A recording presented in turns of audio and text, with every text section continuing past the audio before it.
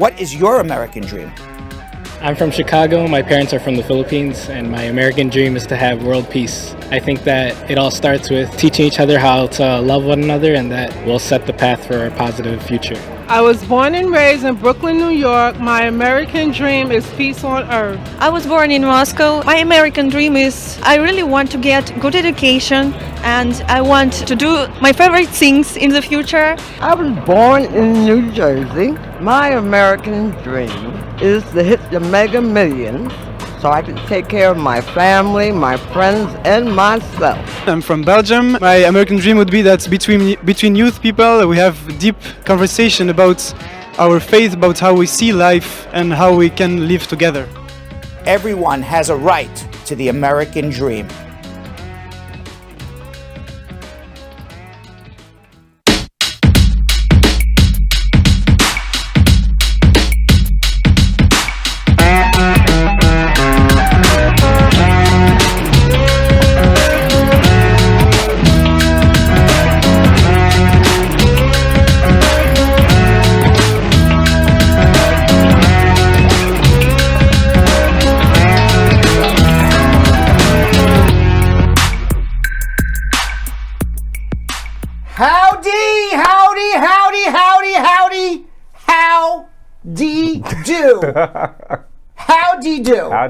Howdy do, Yo-Yo. How do you respond to that? I do good. I don't know. I do good. I don't know. How's everybody? Welcome everybody. It is Brad Show Live. It is Tuesday, January 18th. Jonathan Yo-Yo Elias. We're here. What do you got on your shirt? Is that Basquiat or what? No. It is. Is it Basquiat? It is not. It is a Basquiat shirt? It is a Basquiat-esque. A Basquiat-esque. Yeah. It looks a little Basquiat. It does. Right, but it's not. But it's not. Uh-huh. That would be really expensive. Yes. I thought maybe you were wearing something worth millions. If you had seen more, see, this does kind of almost look like the Crown. The little character with the yellow with the yellow hat point that and looks then like the crown, Basquiat. the Basquiat crown. A little bit. Yeah, it's not, guys. No. Damn, I would have ended the show, ripped the shirt off and ran right out of here. Okay. Listen. See you later. I would not be here with a Basquiat shirt, I'll tell you that. All right, let's say hello. I don't even think that Basquiat shirt exists, but Miguel Basquiat, very famous artist from the 1980s who died very prematurely.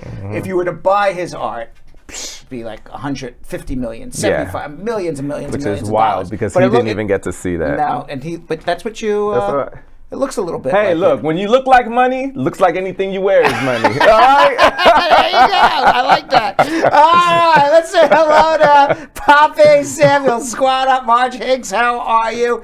Denisha Joseph, squad up. Carol Anderson, the Tiger, how are you? Maureen McFarland, squad up. Elizabeth Francis Simpson, Dolores saying squad up as well. Dembasau, Michael Giddens, Dip Fab, Cake Affairs, how are you? Squad up. Elizabeth Francis, what's going on? Jessica Leamy saying squad up, my loves. Dawn Harriet, Mavo Tom, and Sarah Smith saying squad up as well. I got a lot of people today. Yeah. Yes, who else we got here? I said Dawn Harriet. Marge Higgs. Why is Marge Higgs sad? Oh, no. She says she's sad today. Oh, no, why? Marge, what's up? What's going on?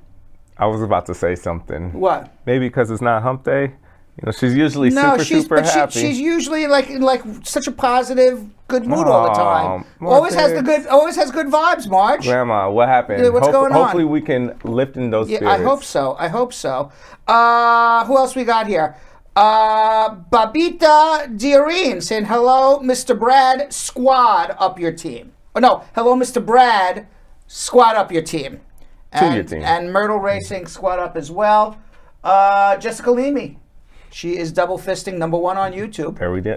Yeah, listen, it's not like I'm counting who's #1, but this particular case, it's Jessica Leamy. So maybe I'm counting just a little bit. Jamie Barra, squad up, saying I'm first. Nope, sorry, you were #2, Jamie Barra. #1 was Jessica Leamy. And then the next Jamie Barra goes, never mind. Alcia Stone saying squad up. Earth Angel Perch, squad up. Daryl Winnabaugh, the #1 show. I agree with you. We just need more people to agree with me, Yo-Yo, and Daryl Winnabaugh. Right. Right? We don't have enough people agreeing with us that this is the #1 show. I think a The good people amount. who watch think Yes. it's the #1 show. We just need the people who watch to tell other people that this is the #1 show. Joan Grant, squad up. How are you? Tomar Reed, squad up. Fruit VR. My American dream is to achieve my goals and aspiring on the soil of the U.S. of A. Hey, That's very nice. I like that. And counselor with a pre-schmooze question, Yo-Yo. Okay. I'm an LPR. My 12-year-old child is from Jamaica on an H-2B visa. My 12-year-old child is here from Jamaica on H-2B visa. She's still in status. Can I file the I-130 now, then the I-45 at a later date, or I have to file concurrently while she's in status? You have to file concurrently when she's in status, but how is a 12-year-old on an, I guess your 12-year-old's not on an H-2B visa. Maybe it's on an H-4, which would be an accompanying family member. 12-year-old's not on a work visa. Right. But maybe on an H-4. But yes, the answer is to file the adjustment I-130, I-45 concurrently, and then your child will be okay and get a green card. And of course, Joan Grant also with a pre-schmooze comment of the day. Doing great, Uncle Brad. Nice. Yes, very nice. Thank you very much. All right, Yo-Yo. Not only do you look like $1 million, not only do you feel like you have $1 million, but I bet you in that pocket right there, you got $1 million. In my heart. In your American dreams. In my American dreams. He has $1 million There you go. in his pocket. All right, take it away. All right, squad, you already know what time it is. It's time for you guys to share. Just like Brad said, not enough people know that they are actually able to watch the best show in the world, all right? The only way they can find out is through your hands. So make sure you guys share because we're about to start schmoozing with Brad, and he's going to fill us in on the latest news, including a newly discovered memorandum citing unprecedented meddling by the Trump administration in the 2020 census, such as wanting a separate tally of the number of undocumented immigrants in each state.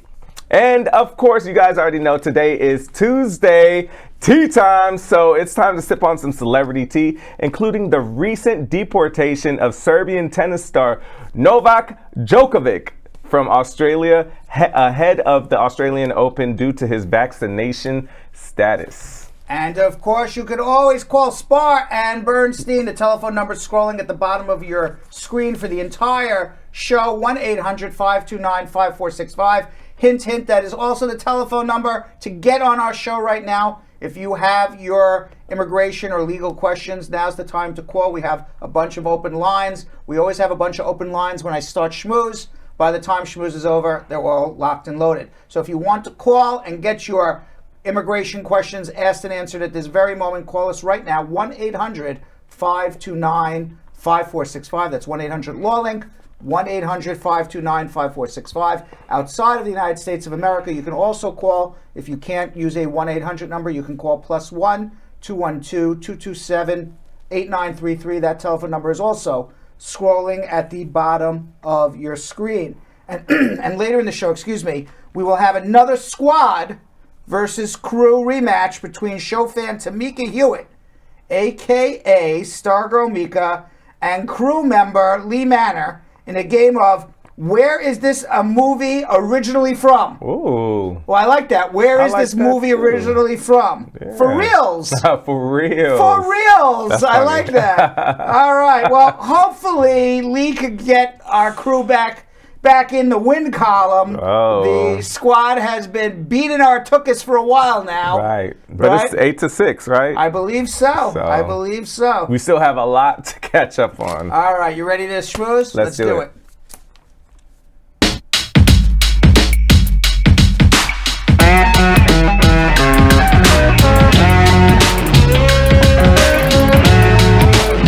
So, a newly disclosed memorandum citing unprecedented meddling by the Trump administration in the 2020 census and circulated among top Census Bureau officials show how strongly they sought to resist efforts by the administration to manipulate the count for Republican political gain.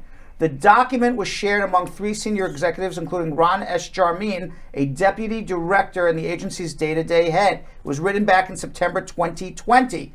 The memo laid out a string of instances of political interference that senior census officials planned to raise with Wilbur Ross, then the Secretary of the Commerce Department, which oversees the Bureau. Many of these issues directly affected the population estimates used for reapportionment. In particular, the administration was adamant that for the first time ever in the history of the United States of America, that they do not count the number of undocumented immigrants in the census, that they said they were going to have a separate tally for undocumented immigrants. And the reason for this was that presumably undocumented immigrants are concentrated in blue states, where the blue states would then get more apportionment of congressmen, would get more apportionment of the Electoral College, and thus tilt elections, tilt Congress more towards Democrats. Why this is unprecedented is that in the history of the United States, the way that we apportion the number of congressmen that come from each state, the way that we apportion the Electoral College, which ultimately votes for the president, the way we apportion funds that go to each particular state. So for example, if Congress says we're going to pass $20 trillion for transportation, I'm just making up a number, they're not passing $20 trillion for transportation, it gets apportioned based on population, based on the census. So why do the Republicans want to do this? They have been, they have had a remarkable history in the last few years of trying to limit the number of people who are counted in the census, and also to try to limit the number of people who are eligible to vote. Why are they doing all of this? Because historically, if we poll every person who's eligible to vote, Democrats would win every time. So it's the only way the Republicans are able to stay in power. They manipulate things. So here is a situation where Donald Trump was manipulating the census to undercount the number of people in blue states, which would then overcount the number of people in red states, thus, making Republicans more powerful, both in the Electoral College as well as the apportionment of congressmen. How's that legal, though? It's legal if it's done. Okay, so President Trump, the people who are in charge of counting for the Electoral College is the executive branch, the Commerce Department. So who runs the Commerce Department? The executive branch. Who's the head of the executive branch? The President of the United States. Now, in the past, presidents would stay out of it. But not Donald Trump, not this pumpkin guy. He was getting involved in trying to manipulate the census count. We've been talking about it for the last several years. And now they have documents that came out with it. Why is this all important? Because the Senate is about to take up voting rights. The Senate is taking up the voting rights legislation today, one day after the family of Martin Luther King Jr. sought to position the federal holiday as a springboard for important voting rights discussions. The Democratic leaders are pushed to come together to honor King's legacy with the passage of this legislation. Guess what? It is not going to pass.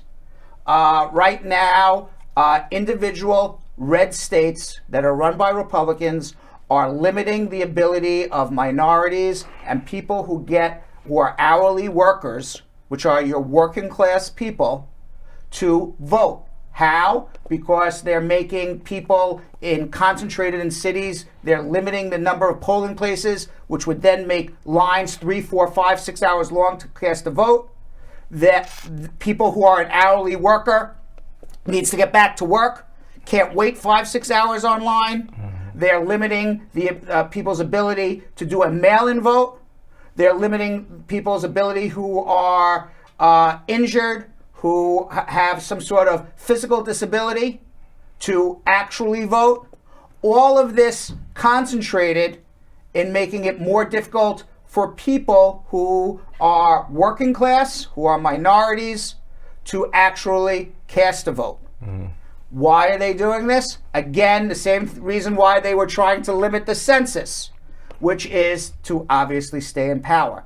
If this was true democracy, Jonathan, a true democracy where it was one vote per person, Republicans would never have a chance. Would never have a chance. Yeah. So the only way to do it is limit the number of people that are counted for population purposes in blue states and limit the number of people who can actually vote in the red states. That's what they're doing. Yeah. It's wild. So President Biden has had conversations with all the Democrats. They have 48 Democrats on board to pass this voting legislation, which would make it a much fairer, balanced apportionment of voting rights across all states, meaning that whatever the rule is in New York is the rule in Arkansas, is the rule in Kentucky. That's what it should be. And also to make it that no line should be more than 30 minutes. Nice. To make it that it's a federal holiday. Yeah. So you don't have to lose a day's salary or half a day's salary if you're an hourly worker just to cast a vote. Right. To allow mail-in votes. So you know what? I want to work anyway, even if it's a federal holiday. I don't want to wait in line in bad weather. I don't want, because in rural areas and suburban areas, which are more predominantly white and Republican, the voting machines lines 5 minutes, 2 minutes, 3 wild. minutes. I've never even seen that. All right, in cities that are predominantly minority, they're around the corner. That's so crazy. Now the problem is that Senator Sinema and Senator Manchin, they claim they're Democrats, but they may be Democrats in name only. Yeah. Because they do not want to end the filibuster to change this voting rights or pass this voting rights legislation. And they're using this filibuster as a BS excuse, because nobody is staking their career on a procedure. You stake your career on making changes to laws. So they don't want to change this law. Or they want to change this law, but they're not getting things that they need to bring to their constituents. So this is, as we talked about yesterday, this is a breakdown in the political process. Politics is the art of consensus. And today in America, we can't get consensus. We can't get compromise. Yeah. We can't get any compromise whatsoever. Even Biden says he doubts it's going to pass. Dang. Which really is going to lead to this. A landslide for Republicans, because they did manipulate the census, and a landslide for Republicans because we have no voting rights. Sheesh. In 2022. I don't see how that's all, how they can get away with this. I just don't They get get it. away with it for 200 years now. Because the Democrats can't get their act together.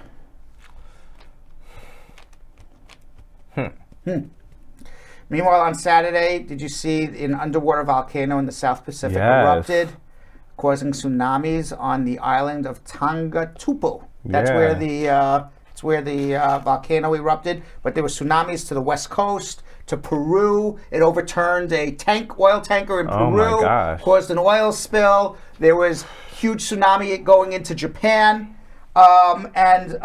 This island, it's Tonga's largest island, Tongatupu, by the way, is in the South Pacific, near New Zealand. Look at that. That looks crazy. Wow, that's crazy. Yeah, it's a group of islands in the South Pacific Ocean. It's near Fiji and Samoa. They have very close ties to New Zealand. It's home to 103,000 people. They live on 36 islands, but there's 176 islands in the entire country. Only 36 are habitable. It is a constitutional monarchy. It is known officially as the Kingdom of Tonga. 3 people have died already from the tsunami, and it has caused a lot of concern. I'm wondering how the heck that island is, or those islands are still there with that making such a big impact on the. All those islands in the South Pacific were formed by volcanoes. Hawaii was formed by a volcano. Fiji, Samoa, they were all formed by underwater volcanoes. I didn't know that. Yeah. Now, is that what an island is? Well, not every island, but Oh, those but like particular those? islands, yes. I'm like, wait. Yeah. Now, clean water sources remain a concern. The Tonga's government advised people to drink only bottled water. The main airport was not damaged, but ash was having to be manually cleared from the runway. And the earliest opening to the airport's going to be on Wednesday. A 65-year-old woman on Mango, a 49-year-old man on Nomuka Island have been killed, in addition to a British national whose body was found on Monday. So far, 3 people. Oh, Yeah. that's horrible.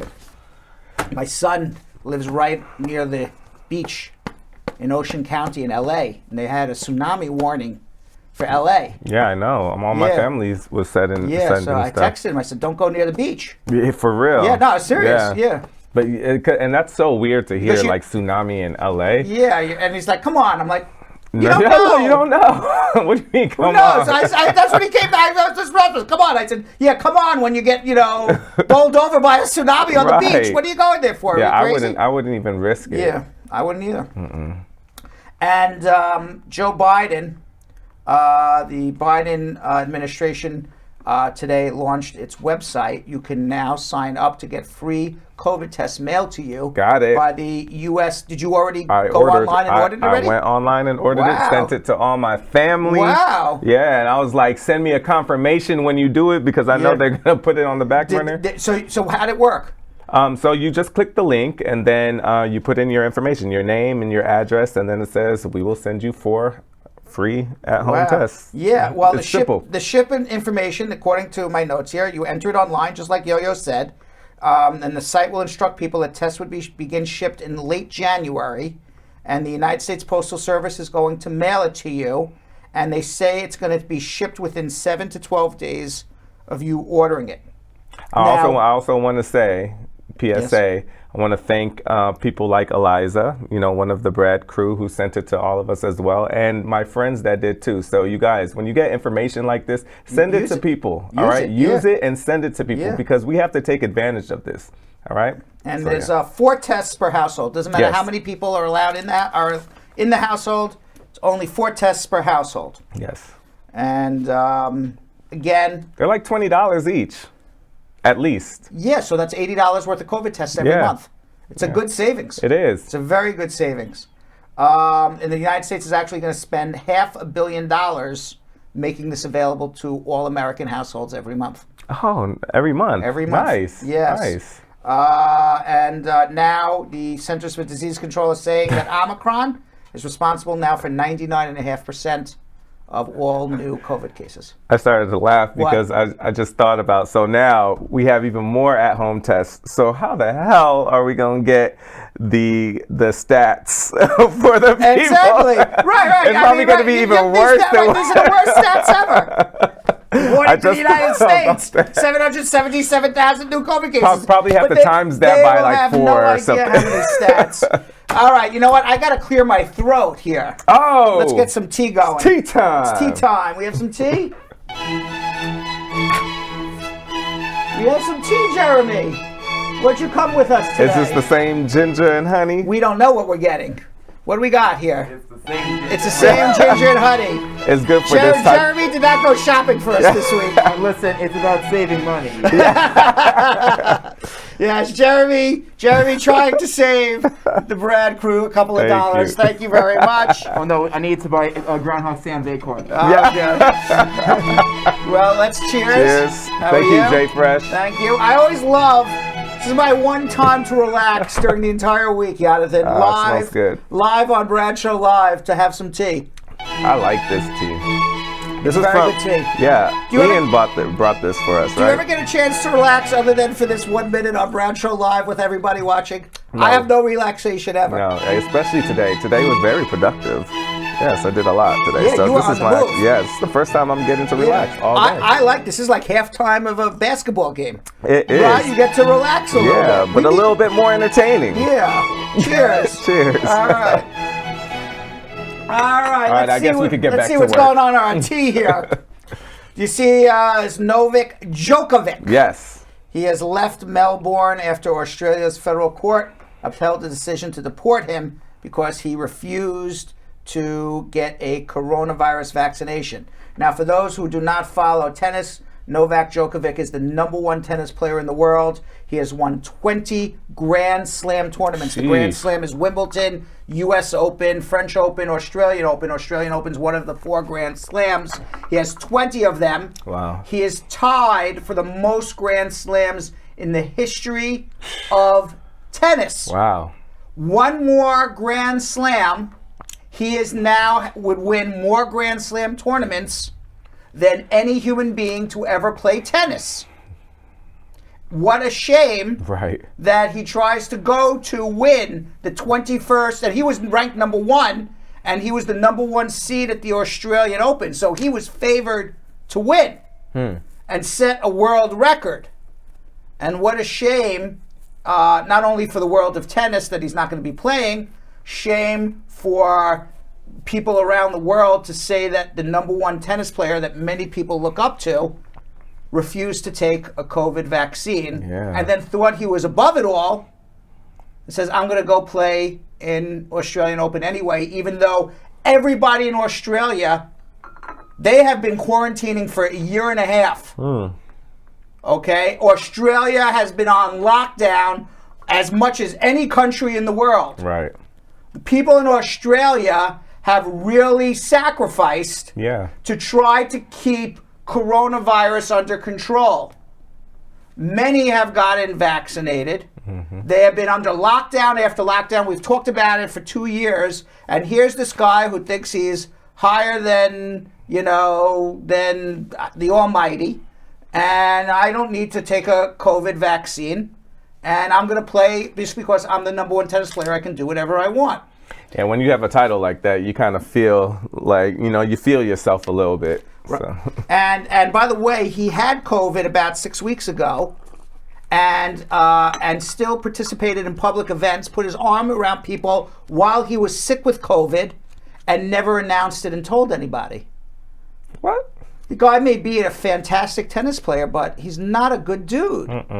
That is not a good dude. I don't like that. Yeah. Now, for the most part, I can't imagine that this one guy would be a super spreader around Australia. Why not? Maybe he It would could be. If you listen, do you know how many thousands of people go to this event? You go out there, you take pictures with the fans, you just spread it to at least hundreds of people, then they spread it on to everybody else. It could be a big thing. It's a little extreme, but you never know. Well, according to Ethan Hawke, is that his name? Ethan Hawke is the actor. That's not his name. Hawke. That's the minister. Immigration Minister Hawke. Minister. We don't know what his first name is, but we'll just call him Mr. Immigration Minister. Ethan Hawke used to be married to that famous actress, right? Uma Thurman. Yes. This right. is I'm like tall. I'm this like is Uma Thurman. Minister Alex But this is Alex Hawke. Yes. Immigration Minister Alex Hawke. He said that, I'm quoting him, that Djokovic's continued presence in the country may pose a health risk to Australian community. It's possible. But he said what was most important is that he was solidifying anti-vaccine sentiment and discouraging people from taking the vaccine. That's even worse. That was even worse. So they had to make an example of him. Out of him, yeah. And now, so Djokovic, he has the Spanish Open, and I'm going to tell you something. You know what you need to get into Spain? You need to be vaccinated. Wow. As a foreigner, Spain will only accept you if you have a vaccination. Really? You can't even present you cannot present a negative PCR test. Oh, you can. Spain requires international travelers to prove proof of full vaccination or having recovered from COVID-19 or a PCR negative test within 72 hours. Oh, so he'll be allowed in. He will be allowed into Spain. Okay.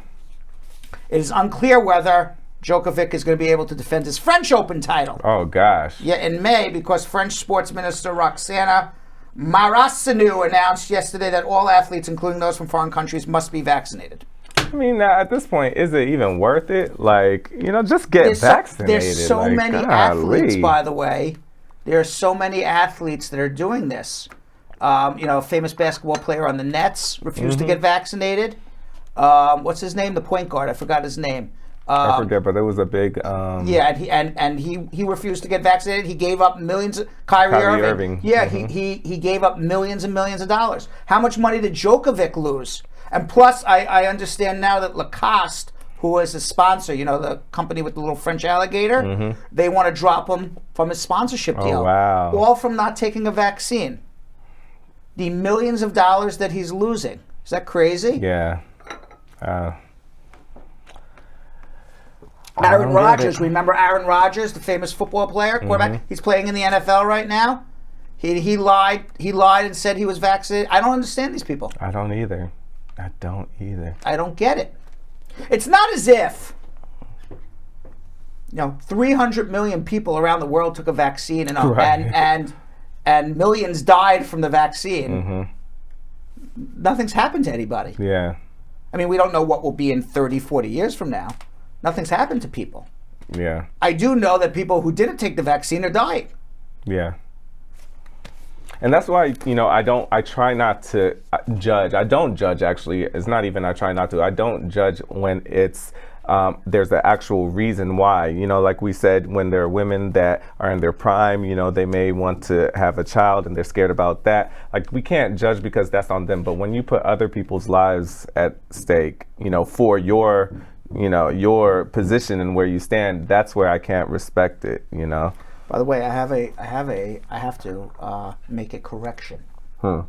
Djokovic does not have the most Grand Slam titles ever. Okay. He's tied for most Grand Slam titles by a man. Do you know who has the most Grand Slam titles in tennis? I was just whispered in my ear. No. Serena Williams with 23. Ah, wow. Yeah, Serena Williams with 23. Love to see it. Serena Williams. Love to see it. So he has at least 3 more to catch up to Serena. Oh, wow. I like that. And what is it with this drinking blood, too? Oh, God. You see this? Megan Fox and Machine Gun Kelly, they got engaged in Puerto Rico under some banyan tree. I don't know, but that's fine, whatever. They're in love, who cares? That's to me what's weird. Angelina Jolie and Billy Bob Thornton. That's the first time I heard of it. Yeah, they did that when they were married from 2000 to 2003. Right. Yeah. And they were married, stepping out with vials of each other's blood and bragging about having sex on the way to the red carpet. But we don't know if they actually drank the blood. Regardless of the fact, it's just very satanic to me. When you're dealing with weird and blood and vials and holding it and stuff. I mean, it's a nice ring right there, but it's very satanic to me. A little demonic, yeah. When you talk about, and then unsanitary, it's just like, that's it. Can you imagine though? She has 3 kids. Could you imagine your mom is out there just drinking her new fiance's blood and stuff? Oh no, bruh.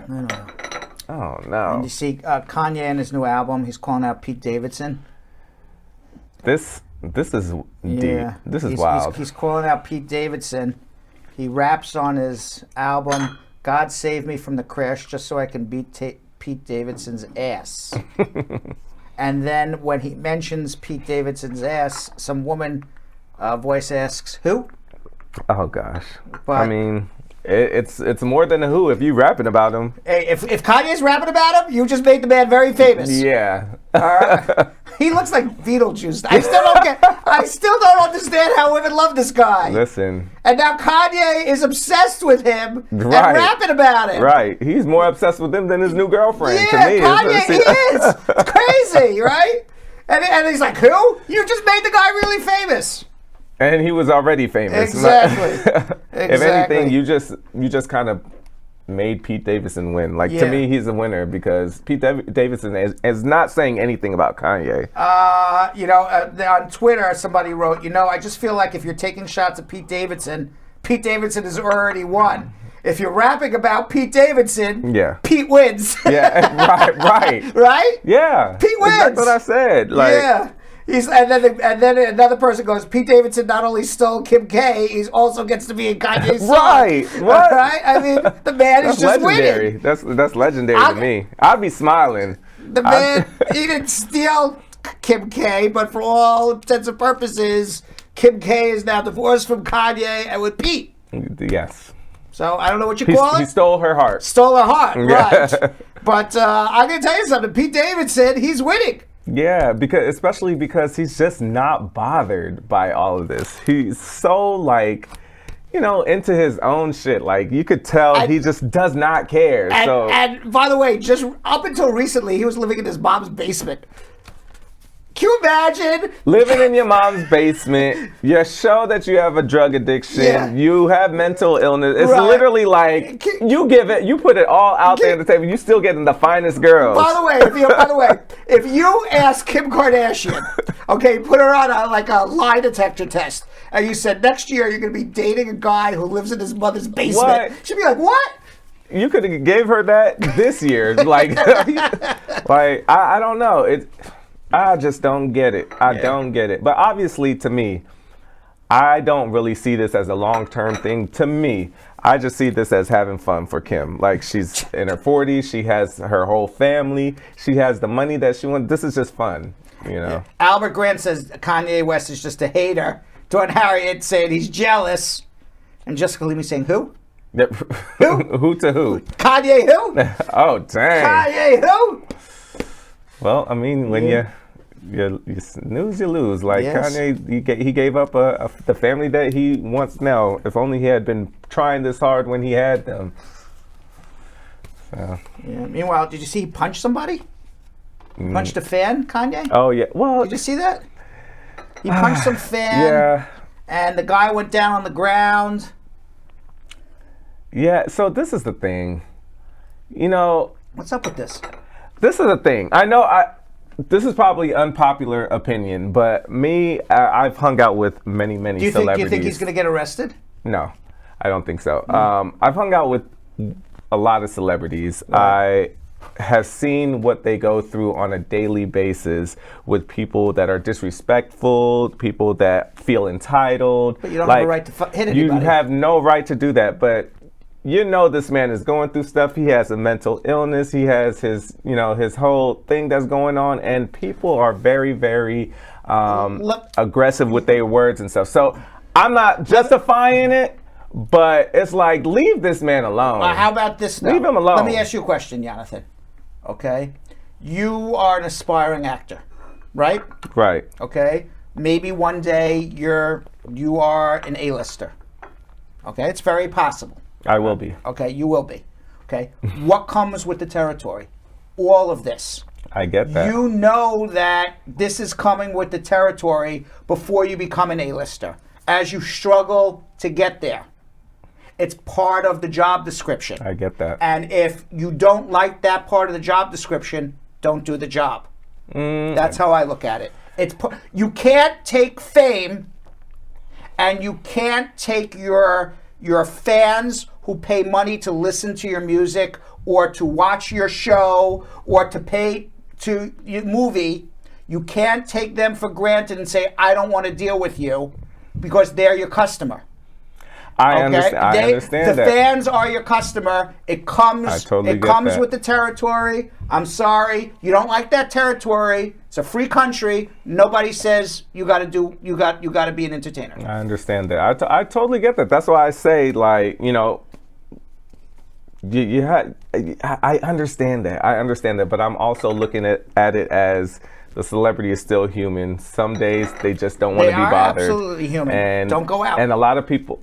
Oh well, don't go out. It comes with the territory. It's not that easy. Yeah, that's what I think. It comes with the territory. It's not that Imagine you can't even take a crap in a public bathroom without somebody out there trying to sneak a picture or a video of you. It's a lot. Then don't do it. You can't say then don't do that. What do you mean that's you can't say your don't love. do it? That's what you want to do. You But love to do that. it comes with the territory. A lot of people don't do it for the fame. I don't think he asked for the fame. He's doing what he loves. Of course he loves the fame. I think he's doing. Anybody who becomes that famous loves the fame. That is just not true. I am sorry. That's not true. Not everybody. Okay, I am sorry. Not everybody. No way. His ego loves the fame. Yeah, but some days you just need, your own day, and y'all just give them space. As Dawn Harriet says, expect anything to be said about you when you're a public figure. And I agree, Dawn. If you can't take the heat, you don't step into the kitchen. Don't do that job. Do something else. He can make just as much money writing for other people and staying under the radar. Okay? He can make just as much money producing behind the scenes. Yeah. He can. Yeah. He can. He likes being in front. He likes that adulation. But if you're going to take that adulation, you have to accept the paparazzi, and you can't get angry at people and start punching them. Yeah, for me, it's just easier said than done. Like I love the arts, I love the industry, and I know I'm going to be an A-list actor, but I don't actually like the trigger fingers, the people behind the computers and the phones that feel entitled to say whatever they want to say about your life. It takes a toll on you to like actually have millions and millions and millions of people talk crap about you for no reason or for a reason, but just the fact to read it and then like people in front of your face. It's just a lot. Yo, Glam Mom, Marge Higgs says, I don't agree with you this time, Yo. Yeah, that's fine. That's what I said, unpopular opinion. He put himself out there. He has to deal with what comes with it. A lot of y'all have not been on reality TV, and you have not read hundreds of crappy messages towards you. So it's a lot easier said than done. I have. But you have to be prepared to take that on. It's so easy to say that. What do you mean it's easy to say? You have to be mentally prepared to take that on. How do you prepare yourself for like people hating on you? You have to learn to figure out how to do it. I'm sorry. You have to understand that comes with the territory.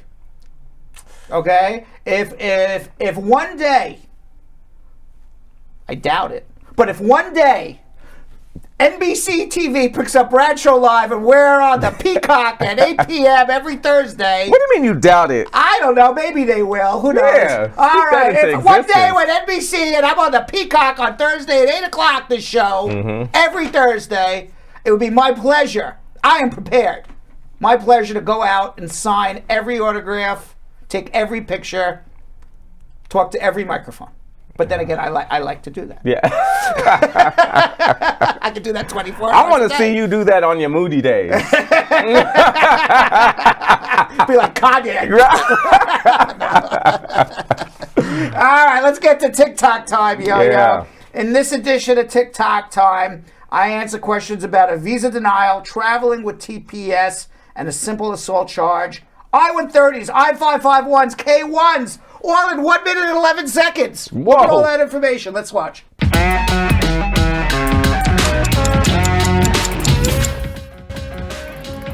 Well, the solution starts with trying to figure out why it was denied and then figure out how to overcome that. I have no idea why it was denied. Tell me, and then maybe I can help you. I don't know what simple assault means. You can if it's a petty offense, meaning that it's a misdemeanor with the maximum sentence less than a year and you spent less than 180 days in jail. Otherwise, you'd be taking a chance. Unfortunately, on the I-130 visa petition, it asks for the children of your parents when you file for them, but that does not include them in the case. Your parents would have to file for them after they arrive with their permanent residence. An I-551 is just proof in your passport that you have a permanent residence. So just go down, make a new info pass appointment, and go down to the local immigration service and get a new I-551 stamp in your passport. What you should do is go get married as quickly as possible. You have to do it within 90 days. Then you can file your adjustment, get your work permit, your social security number, your travel document, and ultimately get your green card. Good luck. And Yo, right before we go into our meat and potatoes, I have a pre-comment of the day from Unique Forsyth. She would watch Bradshaw Live on the Peacock. Oh, nice. She would do it. She would watch it on the Peacock. Thank you. That. Thank you, Unique. Thank you very much. All right. Are you ready to do some meat and potatoes? Yes. Let's do it.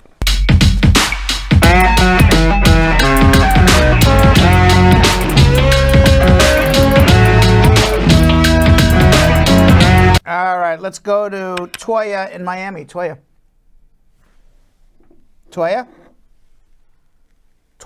Hello. Hi, how are you? Hi, good night, Brad. Good night. I filed an I-130 for my husband in 2019, December, and documentally qualified 23rd of June. and I haven't heard back from them since. Yeah, well, let me tell you a little bit of information that I just actually discovered today, because some of my staff was on the phone with, and I'm not gonna, because it's off the record, not on the record stuff, but let's call it a top embassy official at a very large U.S. embassy in the West Indies. And they are having the same problems that every company in the United States is having, which is people are quitting their posts, people are quitting their jobs, and they have to bring new people in. They're quitting because of COVID. Then the embassies are closing down because of the pandemics and lockdowns. And between people quitting their posts and lockdowns, what happens when you hire somebody new? They have to be trained. The higher ups have to stop. I mean, if you think about it, the higher ups at the embassy have to stop what they're doing and train the people below. And it's been a revolving door of people, because people are concerned about living. U.S. citizens are concerned about living abroad in times of COVID, in countries that may not have the same medical care that's in the United States. So the embassies are having the same problems. And this is, I heard firsthand from a top person at a U.S. embassy in the West Indies, that they're having the same problems that every company, including Starr and Bernstein. It's been a revolving door of people in every company in the United States. It's called the Great Resignation for a reason. It's happening everywhere. And because of this, they said that is the reason why everything is slowed down. That is the reason why they can't get to their appointments. That is the reason why they're taking delays in getting back to you. They know they have a problem. They said to me, we have a problem. We are trying to work through it. Every time they hire new people, somebody else quits. They got to retrain new people again and again and again. So it's a problem that they're having. And they said that they're rescheduling as quickly as they can. The only thing that I would say for you is they can't expedite every case. It is impossible to expedite every case. But if you have a really good humanitarian reason why this case needs to be expedited, present it to the U.S. Embassy. The worst they'll say is no. Okay. But that's what's happening. But eventually your husband will get here, I promise you. Okay, thank you. All right, good luck. Let's go to Mohammed in Houston, New York. Hey, Mr. Brad, how are you today? How are you? Where is Houston, New York? I never heard of Houston, New York. I said Houston, Texas. Houston, because Texas. Of my accent, I think I'm like, where is misplaced. Houston, New York? Houston, Texas, I've heard of. Okay, No, Mohammed, Texas. how are you? I'm good. How are you today? Good. What's going on? Okay, actually, I have a question. I filed I-360 waiver case in May 2019, and I hadn't heard anything I haven't heard anything from them. Then my second prima facie expired in December 2020. I just got a third one.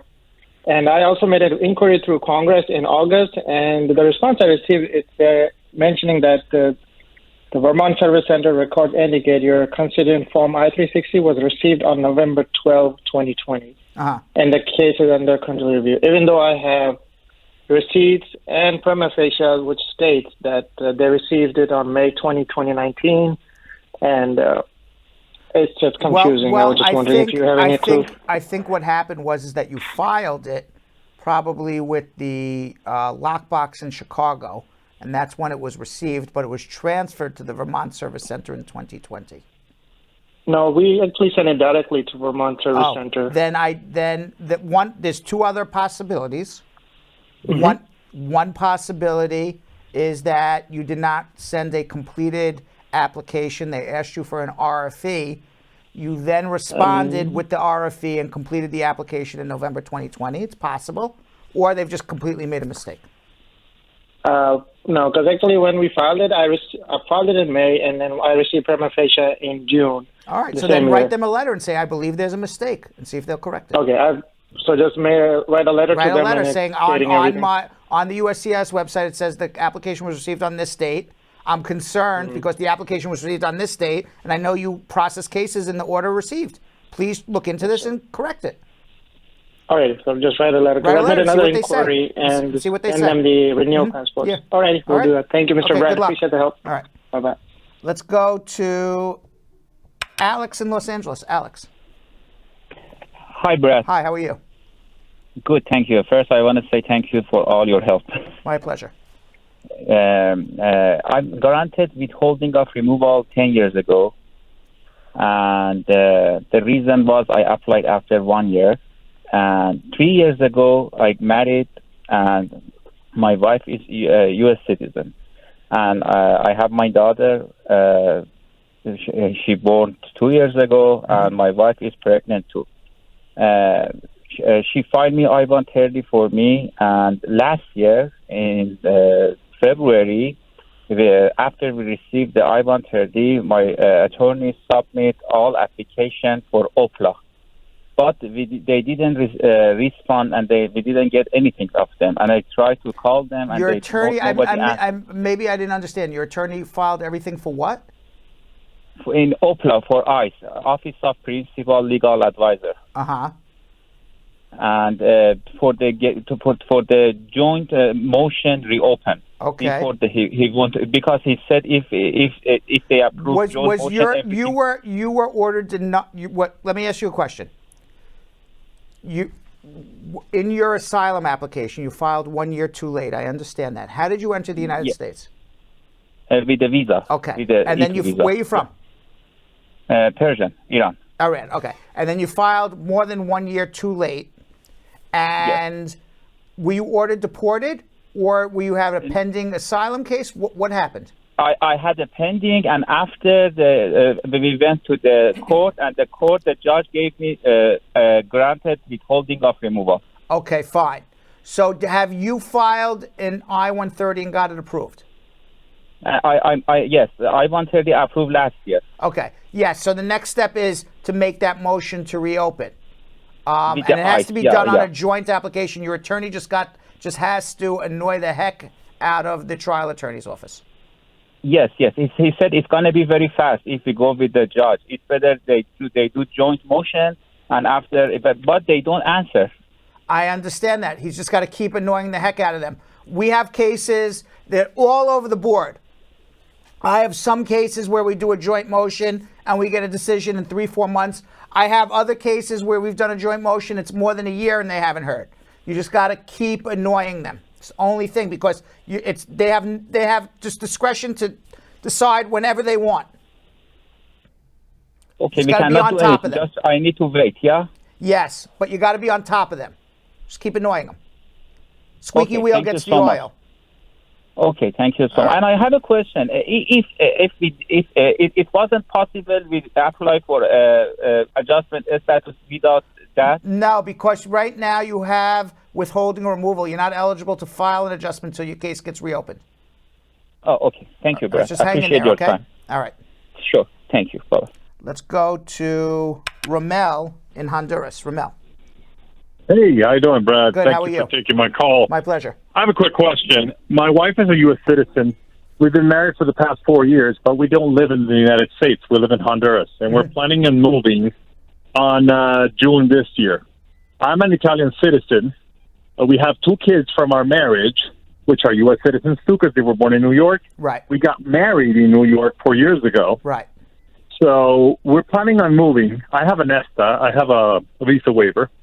So what would be the easiest course of action for me to move to the United States, for instance, with my wife, so that we are not set apart, obviously, because she needs help, because she will need to find a job and help with the kids and stuff. So what would be the best course of action? Overstay my... I can't tell you what the best course of action is. I could just tell you what your 3 courses of action are. Okay. One is that your wife files an I-130 visa petition for you right now. Correct. But that will take over a year to get approved. And after it's approved, after more than 1 year, you have to process to pick up a green card in Italy, where you're a citizen, and return to Italy. So you would be separated from your wife if she wants to move this June from Honduras to the United States, and she files for you at this moment. You would be separated at least a year it wouldn't be till summer of 2023 before you get a green card interview at the bare minimum if you file at this very moment. I'm not saying, I'm just telling you what your three options are. Option number 2 is your wife does the same exact thing. She files the I-130 visa petition. When she gets the receipt, she files what's called the K-3 visa, which allows you to enter the United States, to wait on your green card in the United States with her. That will still take more than a year to get approved. They're just delayed in everything.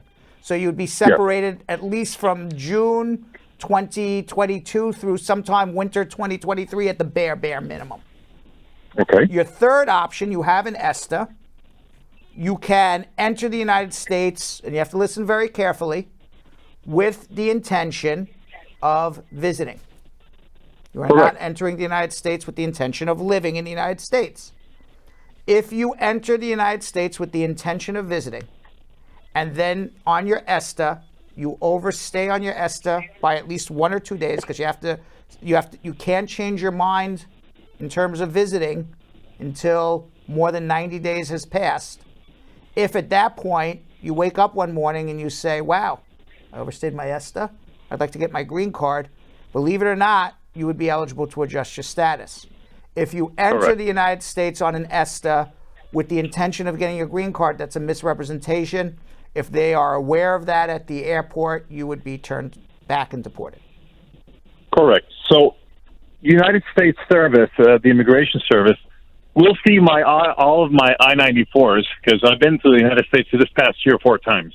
So that's not an issue. What I would do is have a consultation, because you don't have at this moment. I don't know what's going through your mind. Maybe you're coming to visit. Maybe you're coming to live. But you're certainly not having a confidential conversation with me at this moment. I just gave you your 3 options. Yeah. Okay. I understand. Thank you very much, Brad. All right. Let's go to Christine in Yonkers, New York. Hello, Brad. How are you? Good night. I am a permanent resident. I filed for my husband and 2 kids in Jamaica under the age of 21. I filed an I-130. So the I-130 has not been approved as yet. So I'm asking you if you have no idea. I know that they have a lot of backlog cases. How old are your children, did you say? One is 19 and one is 14 to 15. And you are a resident or a citizen? I'm a resident. I filed for them from 2020, September 2020. September 2020? Okay. Yeah. It should be approved soon. It's been over a year. Certainly you want to get that. You want to start to request an expedite for that 19-year-old, because you don't want the 19-year-old to age out at 21. So I would suggest that we start requesting an expedite so that child doesn't age out. Should be approved soon, but let's not take anything for granted. Okay. All right, hold on 1 second. Let's go to Jamani in Fresno, California. Yeah, how you doing, Bud? How are you? Yeah, I'm doing pretty good. What's going on? I just had 2 questions to ask you. Yeah, I love your show. I've been watching your show for years. Thank you. I have a good time trying to get across to you. But I'm so happy getting across to you right now. Okay, great. Yeah, I appreciate that. I came into the U.S. in 2017 with a permanent resident. Then 2 years later, that should be 2019. It was a bad year for me. I got in an argument with my wife, and I guess the argument was loud. And the neighbor did call the cops. Then the cops came in. Do you have a green card, or what do you have right now? Yeah, permanent resident card. You have so you got your permanent green card in 2017. Cops came in because you were being loud with your wife. What happened? Yeah, they spoke to my wife, and they just they picked me. So they took me to the station, did my fingerprint. Then my daughter bailed me out. Then a few days later, I got a letter from the mail saying my arrest wasn't an arrest; it was just a detention. So I still went to the court because of the bail, and the judge gave me a letter stating the DA turned. What happened with the case? I don't need a blow by blow. Were you found guilty of anything? No. So you were so what is your question? So my question is, like I'm due for citizenship. So I just want to know in essence, you've had a green card since 2017. You're going to file your citizenship based on having a green card for 5 years. You have one arrest for having a fight with your wife. Somebody called the cops on you. You got arrested, and the charges were dismissed. Sounds like you had a bad night. Doesn't sound like you're a person of bad moral character. The arrest was even converted to detention. They said I was detained, not arrest. Detained. If you get pulled down to the police station and you're not free to go, it's an arrest. Whether you want to call it detained, you want to call it arrest, call it whatever you want. Okay, but you are not free to go. That is an arrest for immigration purposes. You ultimately were not found guilty of anything, and having one arrest, having all charges dropped or dismissed or whatever words you want to use, and that's the only event that ever happened in your life with the police. That's just a bad night. You're fine. But you have to admit it on your naturalization. Okay, that same year I got one traffic ticket, so I don't know if that... Traffic ticket does not make you a bad person. Just makes you a bad driver. Okay, my second question. My father-in-law, filed a family-based petition for my sister-in-law. That's my wife's elder sister, since 2018. And up to date, we've not gotten no later yet. Is your father-in-law a citizen or a resident? Citizen. He's a citizen. And is your sister-in-law single or married? No, she's unmarried with 3 kids. Okay. So right now they're processing cases in 2014. Whether she gets approved today or in 2 years from now, she's going to get a green card on the same day. Immigration knows that. That's why they haven't looked at the case yet. Okay, So just hang in there. As long as you have a receipt, don't worry about it for right now. Oh, thank you so much. I appreciate it. Okay, good luck. Yeah. All right, let's go to Monique in Long Island. Hi, Monique. Hi, good evening, Good evening. How are you? Brad. Thank you so much for taking the call. My pleasure. Just a quick question I have. My aunt entered the country on a visitor's visa, and it expired about 8 years ago. We were trying to find out what options we have as far as getting her permanent residency. So your aunt came 18 years ago. She's out of status. How does she get a green card is your question? Correct. I don't have an answer. I don't know anything about your aunt. But the general ways to get a green card is family, employment. It's one or the other.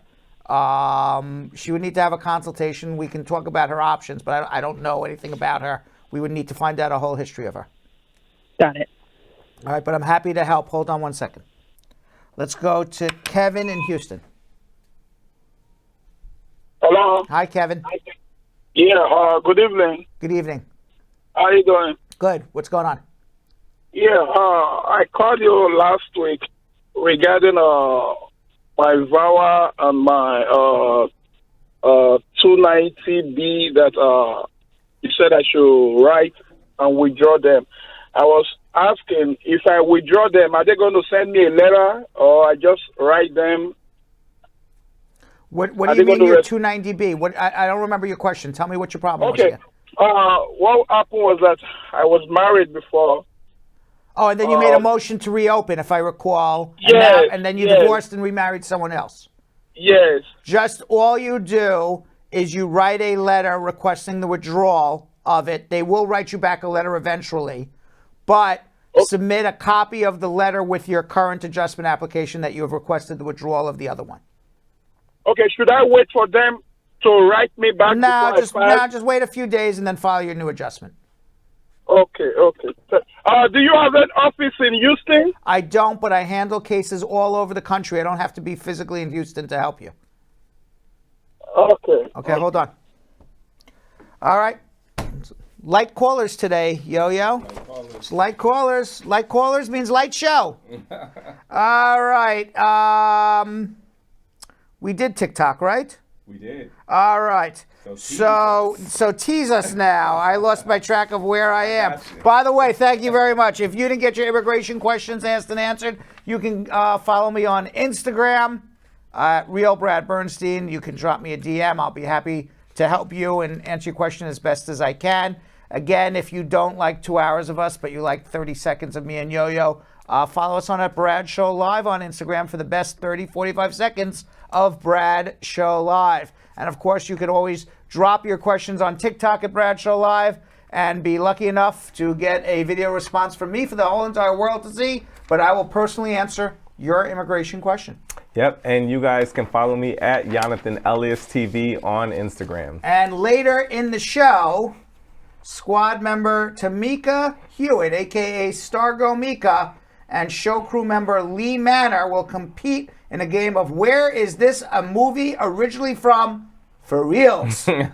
In our opening squad versus crew, in our ongoing squad versus crew series. But right now the score is squad 8, crew 6 with 1 tie. So we'll see what happens in the next round. And now Joanna, who we met at the New York City Football Club's Major League Soccer Championship celebration, tells us the #1 change she would like to see in U.S. immigration reform. So now we're going to be checking in the comments. I want to know what you guys would like to see changed as well. What is the #1 change you want to see in U.S. immigration reform?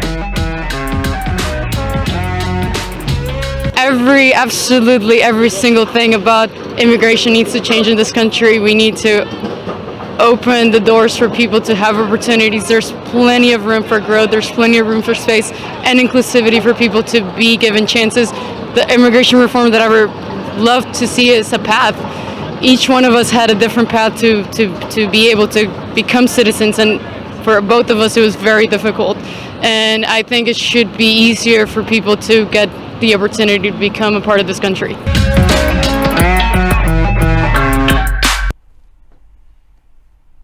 All right. Ready for social media check-in with your problems, issues, questions, concerns? Yo-Yo's got it all for us. Let's check it out.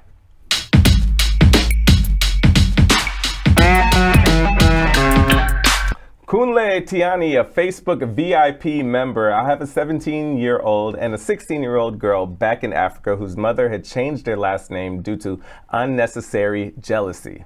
Meanwhile, I had their names listed with the same last name as mine when I did my change of status. I've been a green card holder by marriage since 2017. My questions are, #1, can I file for my girls in the current situation? And if yes, how? And #2, do I how old are the what do I do? How old are her children? 17 and 16. Where are they right now? In Africa. You should file I-130s for them immediately. They'll be here in about a year and a half, 2 years. You can absolutely file for them. Okay, and who's in a better position to file for the girls between me and my U.S. citizen wife? The U.S. citizen wife for sure, but if the U.S. citizen wife won't do it, then you do it. But either one, the U.S. citizen wife would be faster. Okay, Jonathan Emmanuel Pauelo on Facebook. I have an emergency situation. My wife passed away and I'm in Peru, and we have a 10-year-old daughter. Can I qualify for humanitarian parole? To come for your wife's funeral, it sounds like yes, you would be eligible. Okay. Tasia Campbell on Facebook. My friend has an approved I-130 petition with visa number ready and at NVC. However, his life is in danger and he wants to come across here and file for asylum due to the circumstances. Will his I-130 still be valid? And if not, will he be able to return home? He can file for asylum if he gets to the border. If he files for asylum and ultimately gets his green card or wants to travel on some sort of advanced parole, if he goes home, then he's made a misrepresentation by saying, I'm fearful of going home, and then all of a sudden shows up and he's going home. Robin Will on YouTube. Will I be able to adjust my status through my green card holder wife? I was on an F1 status, F1 out of status, but have had TPS since 2015 and traveled abroad with advanced parole and parole twice in December 2016 and January 2020. No, you have to wait on your wife to become a citizen to adjust. Maureen McFarlane on Facebook. My mother has a visiting visa. Can I file for her when she is visiting, or should I do it while she's in Jamaica? It's like the other person that I answered. If she comes for the purposes of getting a green card, she's made a misrepresentation. If she comes on a visitor's visa, waits 90 days, changes her mind, now decides she wants to get a green card, then yes, you can file her adjustment. Kenny Ohio on YouTube. I came in with my immigrant visa to the U.S. over 120 days. I've not received my green card. What should I do? Follow up with USCIS. Start with the 1-800 number. See if it was manufactured or mailed to you. Janet Dixon on YouTube. I'm a Jamaican and that has been filing for my sister for 7 years now, but I recently got married to my husband, who's an American citizen, and he would like to start the filing process. How should we begin? Where is she? Who? She wants she wants her husband to file for her. She wants her husband to file for her sister. Oh, there's no such thing as husband filing for your sister. That would be filing for a sister-in-law. No such thing. Okay.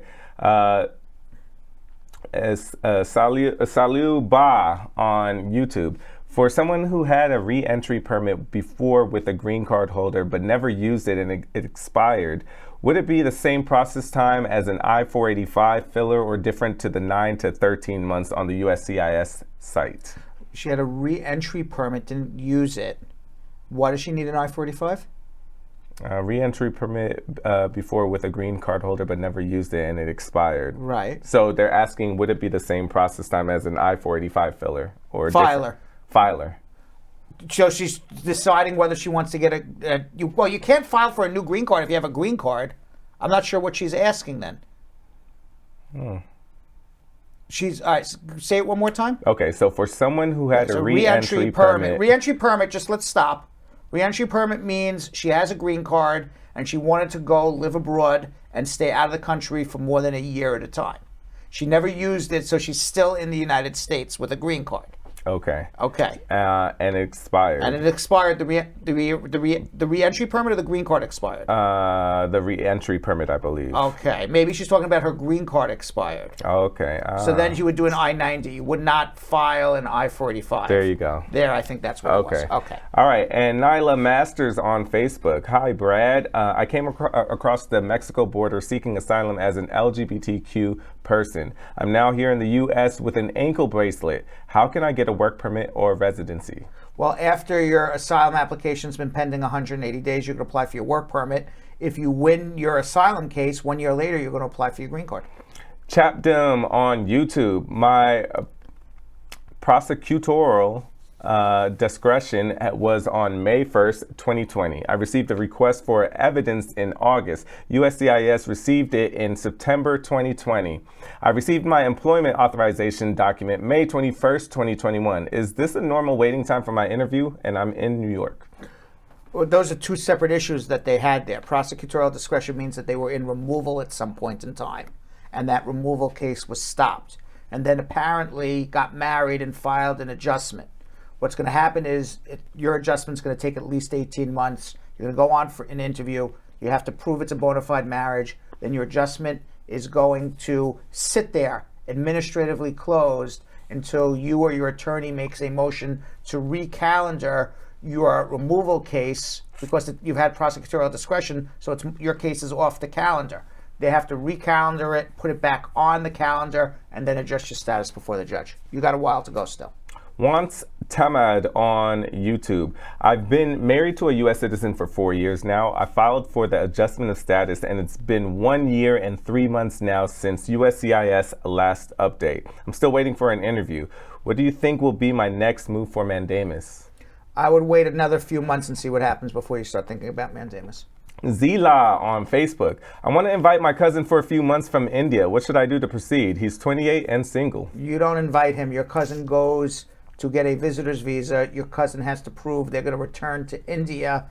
Perhaps the reason they're coming is to visit you, but in the end, your cousin has to prove he or she is not staying in the United States, he or she's going home.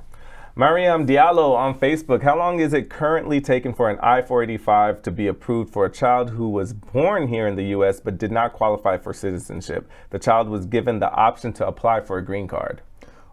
Why was the child born here and not qualified for citizenship? Maybe the parents weren't? Well, the only reason that I can think of is if the child was physically born in the United States and didn't qualify for citizenship is that the parents were diplomats. Yeah. And if the parents were certain diplomats, high-level diplomats, the child is not eligible for citizenship. The child would get a green card. So what is the question? So the child was given the option to apply for a green card. Right. All How right, long so will it take? How long About will 18 months. But how long will it take for an I-485 to be approved? About for the 18 child? months. Okay. But I don't know enough about the case. I'm trying to think of Right. reason why. It's the only reason I could think of is if you're physically born in the U.S. and you're not a citizen. Right.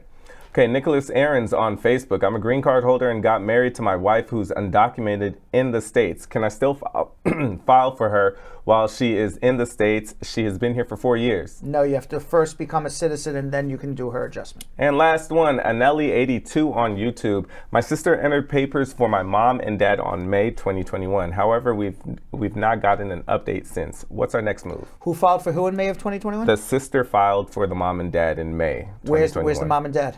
Does not say any of that. It hasn't even been a year yet. Call us after May of 2021 and then we'll see where we're at and let me know where your parents are.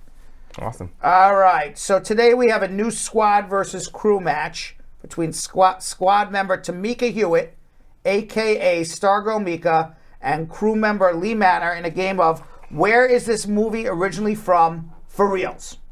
Right now the score is Squad 8, Crew 6 with 1 tie. Let's see how Starr-Girl and Leo do as they match wits. The pressure is on. Let's play along in the comments. Hey Brad Squad, Vanessa Contreras here, and we are back in another game of Squaddy versus Crew. And it's a rematch between Brad Show Live top fan Tameka Hewitt, aka Starr-Girl Meeka, and show team member Lee Manor. It's Meeka versus Manor in the Battle of the M's. Versus. Going head to head today in a game we're calling Where is this movie originally from for Reelz? How are you guys feeling today? Nervous. Nervous? Hey, love movies.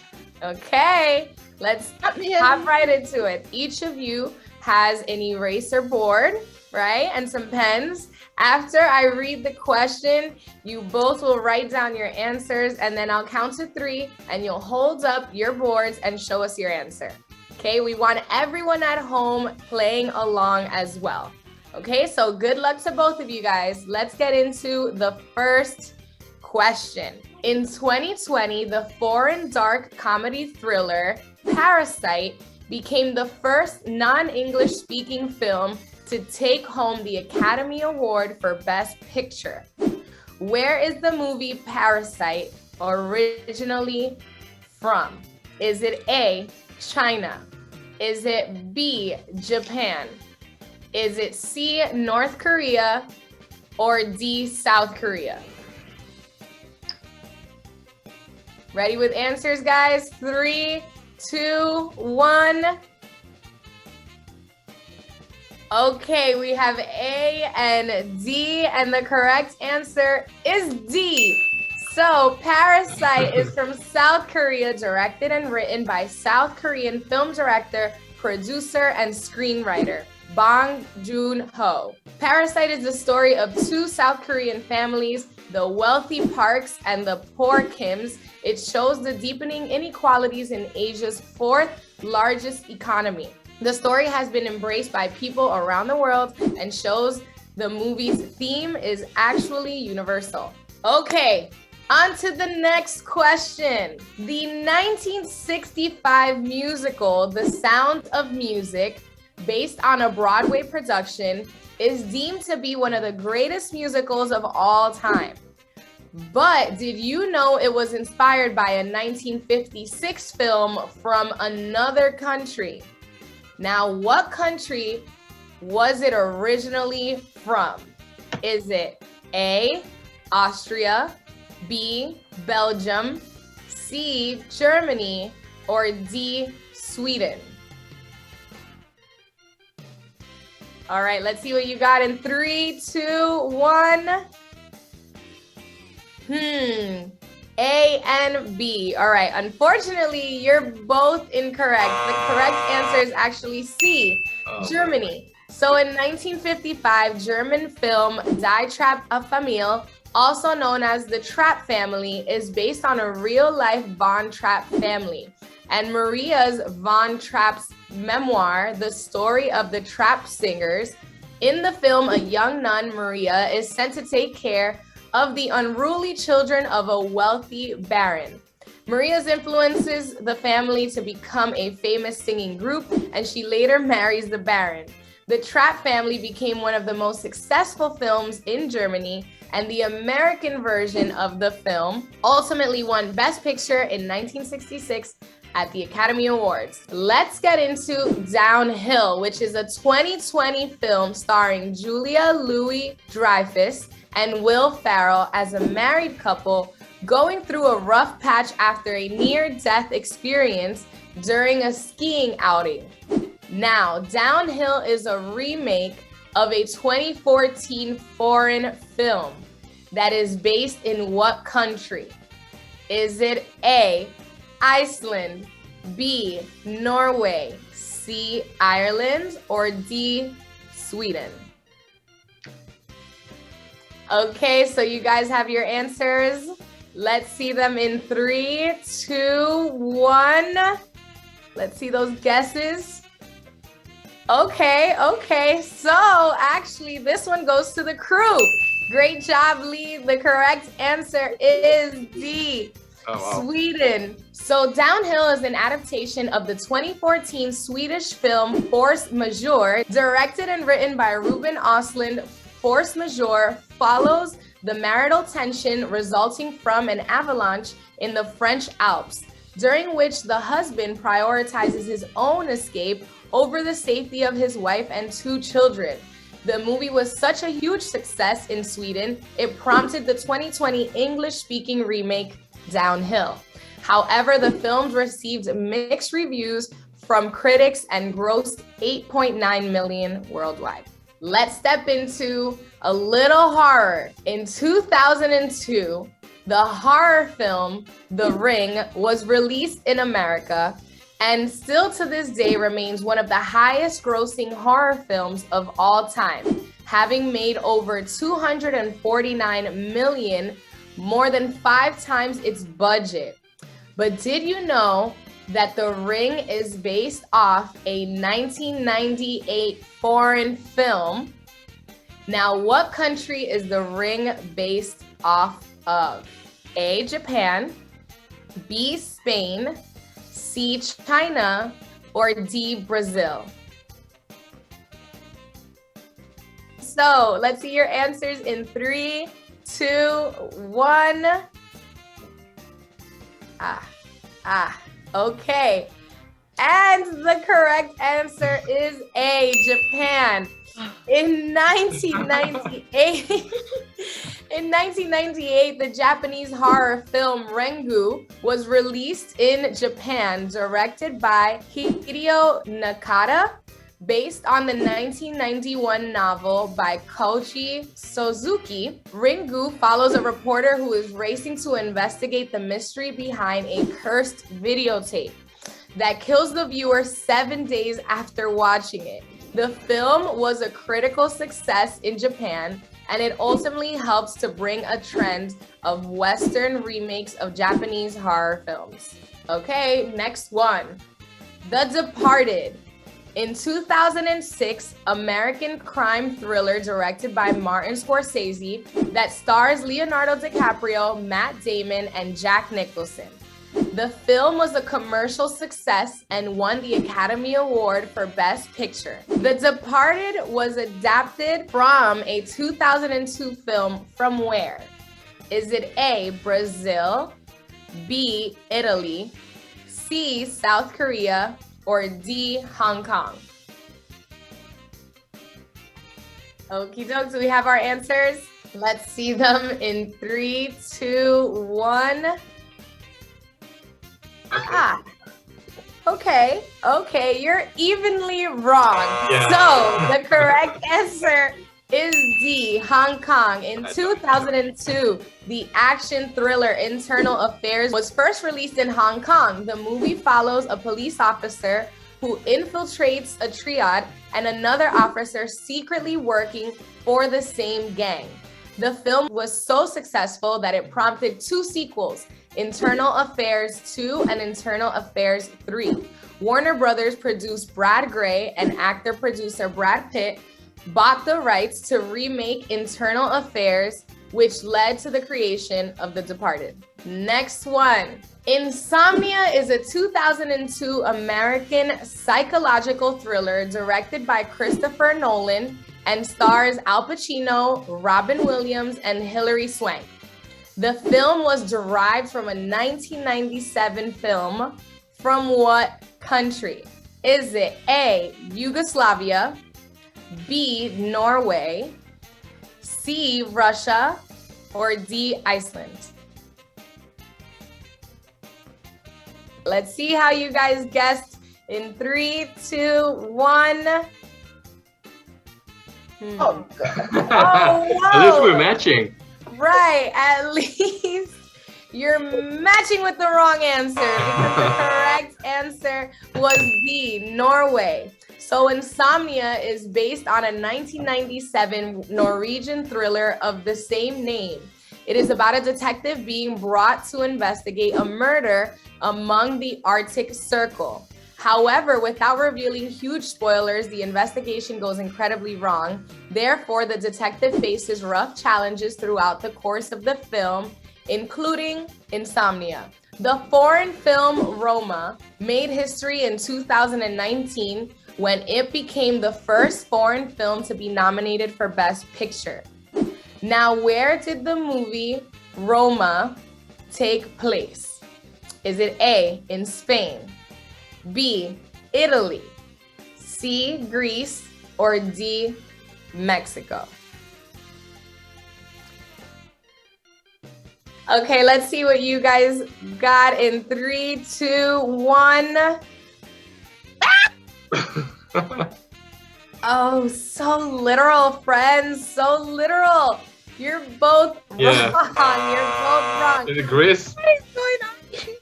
What is going on?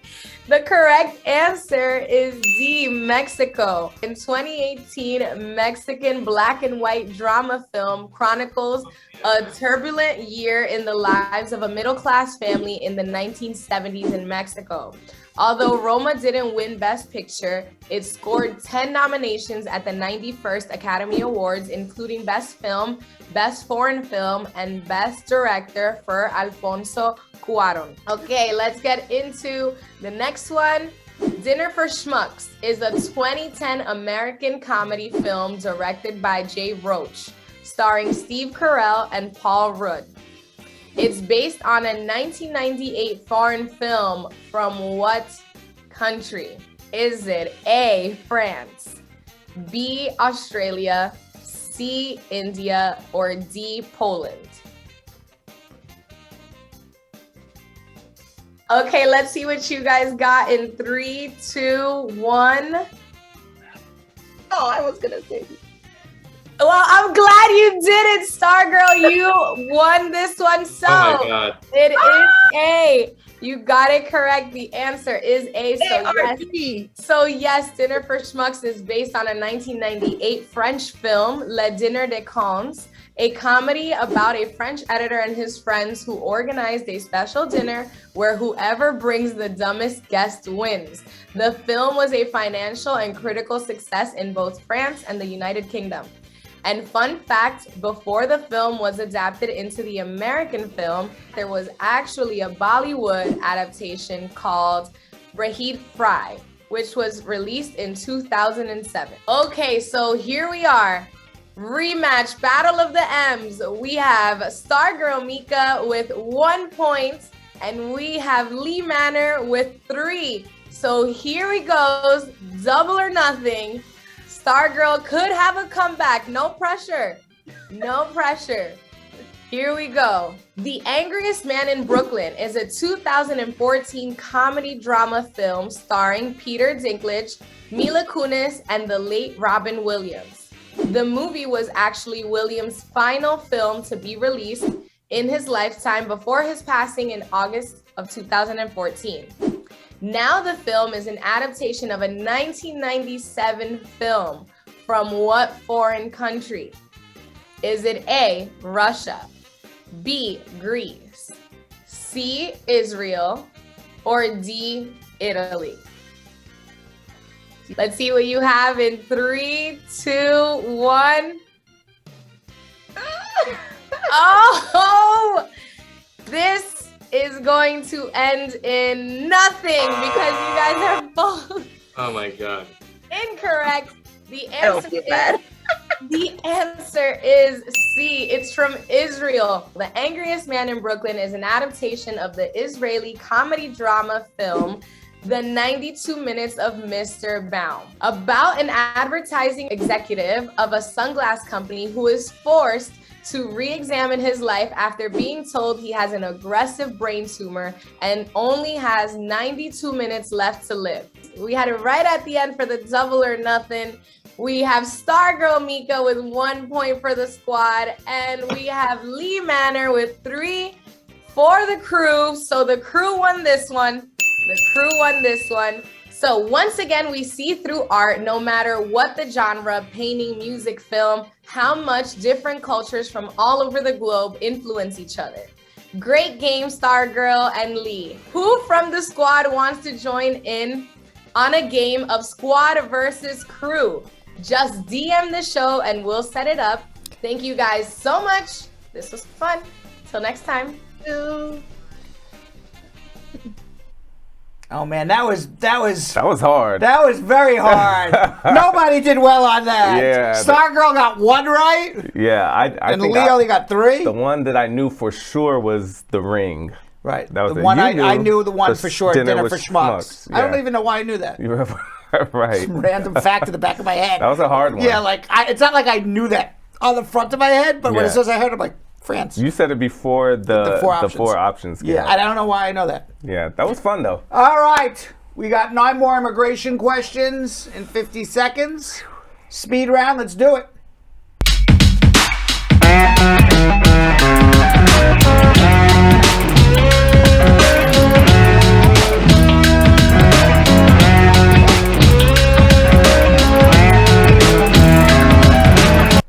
All right. Oh, by the way, if you want to participate in a squad versus crew, just DM us on any social media, and our crew will get out to you. Yeah. And you know what happens? Look You at get a that. mug. You get a mug. Look at Yeah. Starr-Girl with her mug. Yeah. Right? You get a mug. Look, what a nice picture. Beautiful picture. Right? We said that, Jinx. Yeah. All right. All right. I'll still let you talk. But Thank we you. both said that at the same time. All right. Let's go. Do it. Let's do it. We're having a moment. It's all good. It's All right. all So good. we gotta make this count. All right. We gotta make this count. We got blue screen, green screen, All the screens. all the screens, ice screen, you screen, we all screen for ice screen. But we still have a blue screen. All right. All right, now we're ready.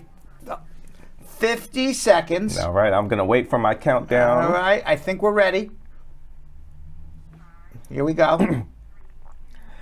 I want to file for my mother. Does she have to get a COVID vaccine before entering the U.S.? Yes. Can I ever return to my country if granted asylum due to social group status orientation? Once you're a U.S. citizen. Can I apply for a green card if my visa expired 8 years ago? Yes. Can I bring my sister to the U.S. on a B-1 as my daughter's nanny? No. Can you join the Army with a visitor's visa? No. Can I study abroad if I'm on DACA? Yes, but you need advanced parole. Does suing the government harm your case? No. When a form says place of last arrival, do you put the address of the airport or the address you stayed? Airport. Can I get an H-1B if I have an AOS pending? Yes, but why? I was going to let it go to the last second, Yeah, but then I'm like, you'll blow me up. So Right, let me right. answer He's it like, in 6, 7 play seconds. with me if but you we want. did it, yeah. We But did we it. did it anyway. All right, that was too easy today. I like that. And we answered every question. Perfect. Perfect. It's because Billy is in my ear counting me down. I have to get nervous by looking up By and the way, down. Marge Higgs wants to be, is she volunteering for Squad versus Crew? Yes. Is Marge Higgs volunteering? Do I see that in the comments? Do it. Do it. All right. Crew, reach out to Grandma. All right. Yes. Now, Comments of the comments day. of the day. Yes, let's do it.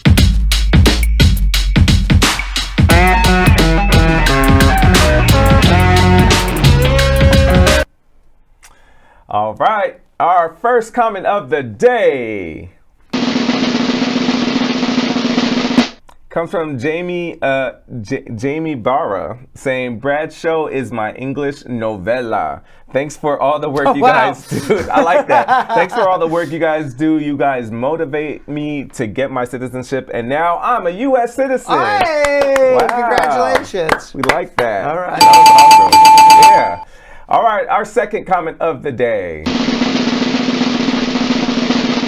Don Harriet saying, sometimes I don't hear my name, but today it was called twice. I feel like a queen. All right, I'm going to do that every day then. Oh, Could make, no, I better watch out. She's going to say, how come it was that twice? Yeah, look, watch out.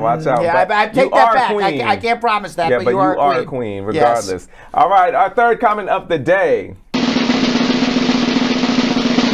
This is talking about when I said that we're going to be looking in the comments section for what you want to see changing. And Elizabeth Francis says cases need to be approved quicker. That's right. I agree with that. I agree too. Yes. Yes. Another comment of the day. What's next? And another comment of the day. Another change. Denisha Joseph says cases being approved swiftly. Both people. They want it faster. A little speed. Listen, a little speed. And last comment of the day. What is it? Let's see if Brad will agree with this. Willie L. Williams saying, start over. I just came on. Let's start over. We're gonna, I have a good idea. Let's start over tomorrow night. There you go. Between 6 and 6:30, we'll start over and you tomorrow come on night. Time, Willie L. Williams. And we'll start over again on Hump Day. How's that? There we go. All right, we'll see you all tomorrow. So, Sam, as part of the production, we have to say this disclaimer at the end of the show. Do you mind reading it for me? Okay, but Brad, I have to do everything around here. Forget it. I'll do it. The proceeding was information only and not specific legal advice. Consult an attorney about your individual situation. Prior successful results do not guarantee a similar outcome in the future. To make an appointment with the Starr and Bernstein law firm located at 225 Broadway in New York City, call 1-800-529-5465. That's 1-800-529-5465. Easy to remember, 1-800-LAWLINK. That's 1-800-LAWLINK. Once again, make a call to 1-800-529-5465. And of course, link up with the law offices of Starr and Bernstein, located at 225 Broadway on the 5th floor. If I were you out there, make the call, make the link, make the connection, make it Starr and Bernstein. 1-800-LAWLINK. That's 1-800-529-5465. And now, conveniently located in Hartford, Connecticut on 1 Congress Street. Visit us in Connecticut or in New York at 225 Broadway. That's 1-800-529-5465. 1-800-LAWLINK. 1-800-529-5465.